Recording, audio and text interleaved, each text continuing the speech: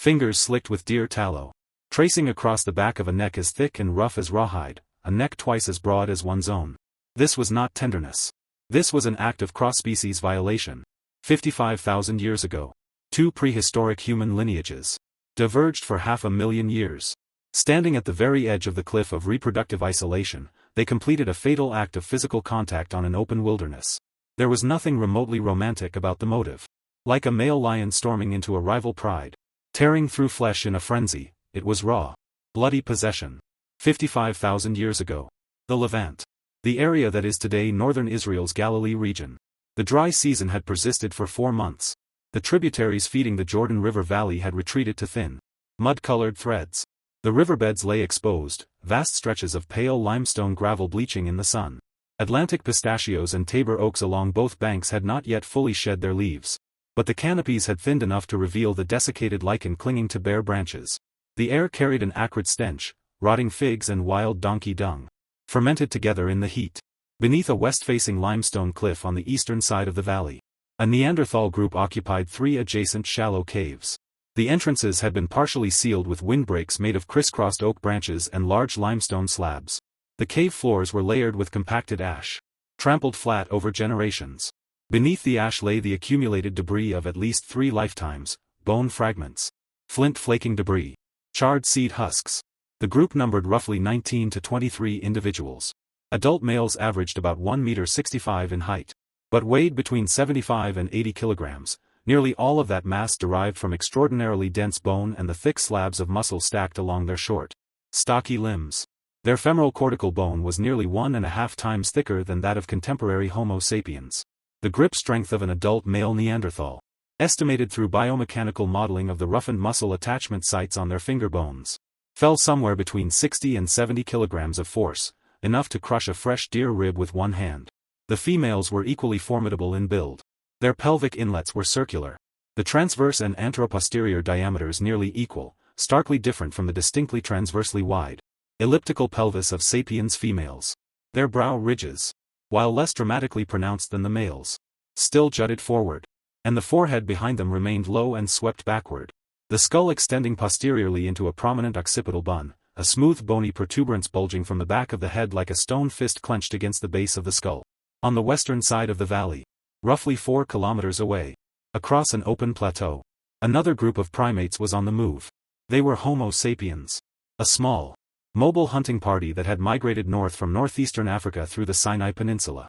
8 to 12 individuals. Their bodies formed a stark contrast to the Neanderthals in virtually every dimension. Taller, leaner, proportionally longer-limbed, with a markedly higher tibia-to-femur ratio, a tropical skeleton optimized for long-distance walking and running. Their skulls were high and rounded, foreheads nearly vertical, brow ridges reduced to 2 gentle arcs. The most critical difference was at the chin. Sapiens possessed a projecting triangular mental eminence, while the Neanderthal mandible terminated in a backward-sloping plane, no chin whatsoever. 2 species, sharing the same river valley, sharing the same dwindling herds of Persian fallow deer and wild ibex on the same hunting grounds.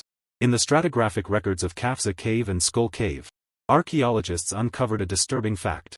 The period of coexistence between sapiens and Neanderthals in the Levant may have lasted thousands, even tens of thousands, of years. This was not a brief encounter in passing. It was a prolonged, silent, tension-saturated standoff between species. And on one particular night, the boundary of that standoff was breached. To understand why that night was capable of producing offspring, we must push the lens down to the cellular level. The last common ancestor of Homo sapiens and Neanderthals was Homo heidelbergensis, living approximately 550,000 to 700,000 years ago in Africa or Eurasia. From that branching point, 2 evolutionary trajectories sprinted in opposite directions under entirely different environmental pressures for hundreds of thousands of years. The ancestors of Neanderthals pushed north into a Europe ravaged by recurring ice ages. The ancestors of sapiens remained on the tropical and subtropical savannas of Africa.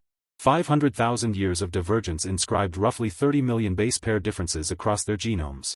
That number sounds enormous, but it represents only about 1% of the entire 3 billion base pair genome.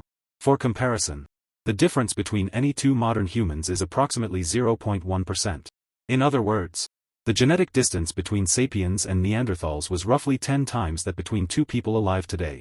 That distance placed them precisely on an exquisitely delicate threshold of reproductive compatibility. From the moment sperm entered the vaginal canal, cross-species fertilization faced a gauntlet of molecular checkpoints.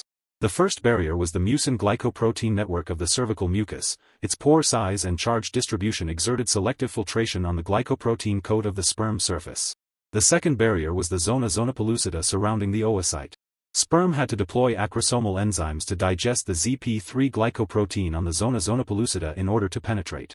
If the molecular configuration between the two species ZP3 proteins and the sperm's acrosomal enzymes deviated beyond a critical threshold, the sperm would be like a wrong key, forever unable to open that lock. But between sapiens and Neanderthals, the key had not yet fully warped. Even after successful fertilization, the hybrid embryo faced a more brutal screening. When the two species' genomes merged, certain alleles at specific loci could harbor severe incompatibilities, what genetics calls Dobzhansky-Muller incompatibilities. These incompatibilities could cause lethal developmental defects in the embryo at the earliest stages. A 2016 study published in Genetics, analyzing the distribution patterns of Neanderthal DNA segments in modern human genomes, found that Neanderthal DNA content was anomalously sparse on the X chromosome and in gene regions associated with male fertility, strongly suggesting that male hybrid offspring very likely suffered severe fertility reduction or complete sterility. This is consistent with the famous Haldane's rule in genetics. In species hybridization, the heterogametic sex, in mammals, the male, carrying XY, is more likely to exhibit sterility or reduced viability. In other words, even if that knight's mating produced offspring, the ones who survived and remained capable of further reproduction were, in all probability, daughters, not sons. Now pull the lens back from the cellular level to the cave beneath that limestone cliff. The Neanderthal female's body, at the purely anatomical level, presented vast physical differences from a sapiens male. Her thorax was barrel-shaped, the ribs flaring laterally at a far greater arc than in sapiens, providing space for substantially larger lung capacity. Neanderthal vital capacity is estimated to have exceeded that of sapiens by more than 20%. An adaptation to the low oxygen partial pressure of high-latitude cold air. Her nasal cavity was so broad it dominated nearly the entire midface. The internal turbinate bones elaborately scrolled and folded into a highly efficient system for warming and humidifying inhaled air. Beneath her skin, the distribution of adipose tissue also diverged from sapiens females. Based on estimates of Neanderthal body surface area to mass ratios, their subcutaneous fat layer was distributed more uniformly across the entire body, rather than concentrated at the hips and thighs as in sapiens females, a classic cold-adapted body plan, sacrificing heat dissipation efficiency for thermal insulation. When the sapiens male's palm made contact with this body, what he touched was an evolutionary machine fundamentally unlike his own. No one knows whether that contact was violent or relatively peaceful. Archaeology cannot answer this question. Genomics cannot either. But what genomics can answer is this. It was not an isolated event. In 2012, David Reich's laboratory at Harvard conducted fine-scale linkage disequilibrium analysis of Neanderthal DNA segments across a large sample of modern human genomes. The conclusion: the pattern of genetic introgression was inconsistent with a single mass hybridization event, and instead matched a model of repeated, low-frequency gene flow occurring across a span of thousands of years. In other words, across the Levantine river valleys and possibly other geographic contact zones.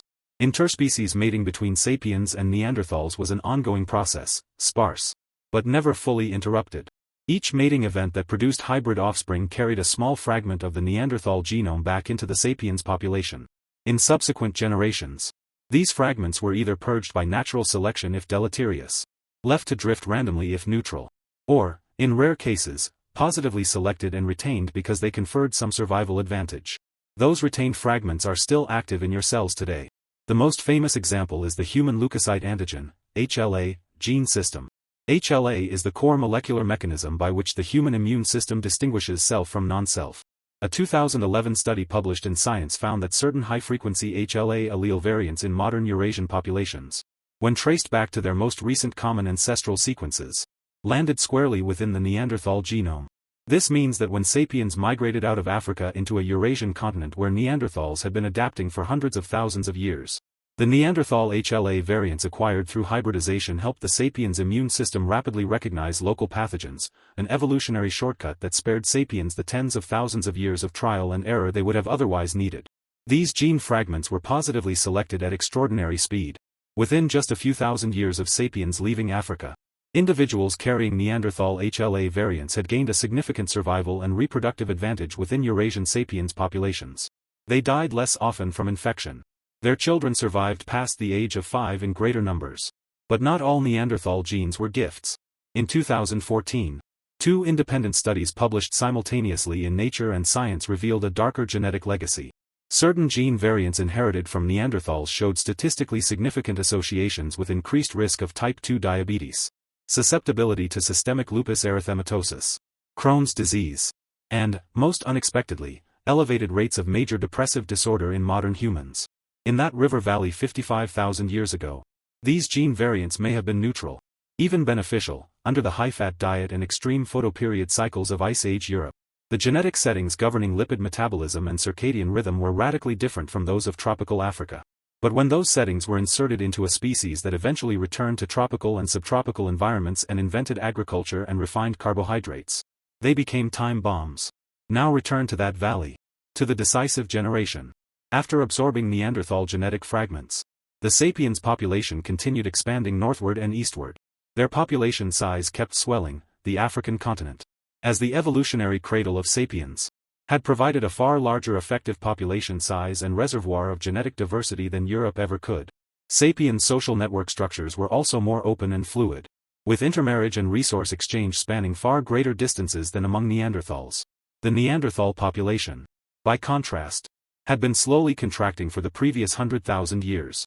Their effective population size, the number of individuals actually participating in reproduction, based on analysis of heterozygosity in Neanderthal genomes, may have been sustained at a level of merely 1,000 to 5,000 individuals over long periods. That number meant severe genetic drift and inbreeding. The genome of a Neanderthal female excavated from Denisova cave in the Altai Mountains revealed that her parents were related at a level equivalent to half-siblings. Inbreeding caused the probability of deleterious recessive alleles becoming homozygous to skyrocket. Immune deficiencies, skeletal developmental abnormalities, reduced fertility. This genetic load hung like lead weights on the ankles of the Neanderthal population, making every step in the competition with sapiens heavier than the last. Ironically, hybridization itself may have briefly alleviated this genetic predicament. Gene flow from sapiens injected some fresh variation into the Neanderthal gene pool. But the scale was too small, the frequency too low, nowhere near sufficient to reverse the trajectory of an entire species in freefall. Approximately 40,000 years ago, the last Neanderthals retreated to a handful of caves at the southern tip of the Iberian Peninsula. Their stone tools became crude and rudimentary. The species of prey animals represented in their bone assemblages collapsed to little more than coastal shellfish and small rodents. Their hearth ash layers grew thinner and thinner, the intervals between them longer and longer. Then the stratigraphic record simply stops. Stockholm, Sweden. The podium of the Nobel Prize in Physiology or Medicine. Svante Pääbo stood beneath the lights. His citation was a single sentence. For his discoveries concerning the genomes of extinct hominins and human evolution. It all began with a fragment of Neanderthal femur excavated from Vindija cave in Croatia. That bone had lain underground for more than 40,000 years. The DNA inside had degraded into minuscule fragments averaging only a few dozen base pairs in length, like a book shredded into confetti. Pääbo's team spent more than 20 years developing the technology to reconstruct complete sentences from that confetti. When the Neanderthal genome draft was finally assembled and placed alongside the modern human genome for comparison, the number appeared. 1 to 4%. What does that number mean? It means that if you are a modern human of non-African descent, whether European, Asian, Native American, or Pacific Islander, out of your approximately 3 billion base pairs, somewhere between 30 million and 120 million base pairs do not belong to Homo sapiens. They belong to a species that has been extinct for 40,000 years. They are the molecular-level fingerprints of what happened in that Levantine River Valley 55,000 years ago. Push the lens back to that cave. In the ash layer beneath the limestone cliff, two distinct lithic technological traditions are intermingled, Neanderthal Mousterian sidescrapers and Sapiens early Levallois cores. They were trampled into the same stratum of earth, washed by the same rains, sealed beneath the same layer of sediment. Beside these stone tools lie the scattered remains, shattered bones of Persian fallow deer, horn sheaths of wild ibex, antelope long bones cracked open so the marrow could be sucked out. Two species hunting the same prey, using differently shaped tools, breathing the same dry air in the same river valley. And deeper beneath all of this, under the crushing weight of soil and rock and time, lie the bones that have never been found, the bones of the hybrid offspring. Individuals carrying both the mitochondrial DNA of a sapiens mother and fragments of a Neanderthal father's Y chromosome, or the reverse. Individuals born in the crevice between two species. Raised under the gaze of two different faces. Who ultimately channeled their blended genes into the surging flood of the sapiens population. They have no names. They have no burials. Their bones may have long since dissolved in acidic soil into calcium ions. Seeped into groundwater. Been absorbed by the roots of oak trees. Transformed into the leaves of a new year's growth. Fallen. Decayed. And returned once more to Earth. But their genes did not disappear. Right now, as you read these words, the immune cells inside your body are using HLA receptor proteins inherited from Neanderthals to scan every anomalous molecule in your bloodstream. The keratin fibers in your skin are partially encoded according to a genetic blueprint that was honed by natural selection for 200,000 years on the frozen tundra of Ice Age Europe.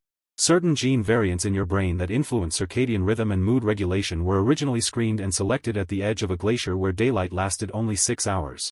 The Neanderthals went extinct as a species. But their DNA did not go extinct. It was swallowed by the sapiens genome. Disassembled. Reassembled, transformed into a ghost inheritance parasitizing the body of the victor. That contact in the river valley 55,000 years ago was not a romantic story. Nor was it a tragedy. It was a cold genetic transaction. The seller has long since been liquidated. But its patented technologies are still running on the buyer's production lines. Nature does not record the facial expressions of the parties to a transaction. It records only the sequence of base pairs. And that sequence, at this very moment, inside every single one of your cell nuclei, is quietly copying itself.